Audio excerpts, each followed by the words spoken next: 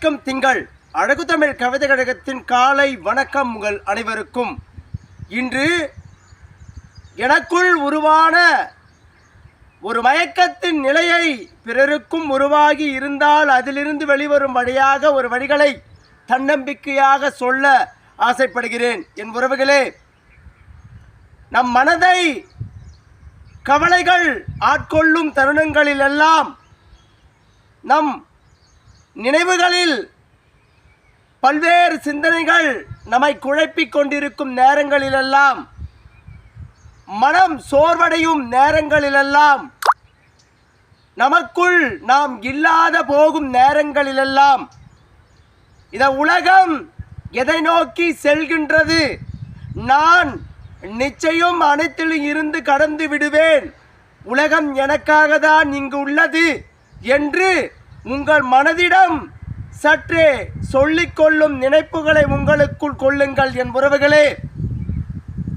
அழகான பூமி பரப்பு எதற்கென்று நீங்கள் நினைத்துள்ளீர்கள்? இதன் மீது மனித பிறவி என்னும் அதிசய பிறவியில் மனிதனாக நாம் பிறப்போம் என்று எதிர்பார்க்காததான் இங்கு பிறந்துள்ளோம்.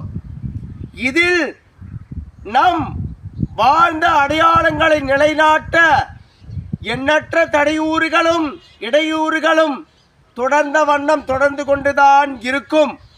அதிலிருந்து நம் நினைவுக்குள் எது தோன்றுகின்றதோ என்று இல்லாமல் ஒரு இலக்கை நமக்குள் வகுத்து கொண்டு அதன் மீது பயணங்களை கொண்டு வரும் இன்னல்களையும் துன்பங்களையும் துயரங்களையும் கடந்து அழகூற இந்த வாழ்வியலை கையாள வேண்டும் என நினைப்புகள் நமக்குள் வேண்டும்.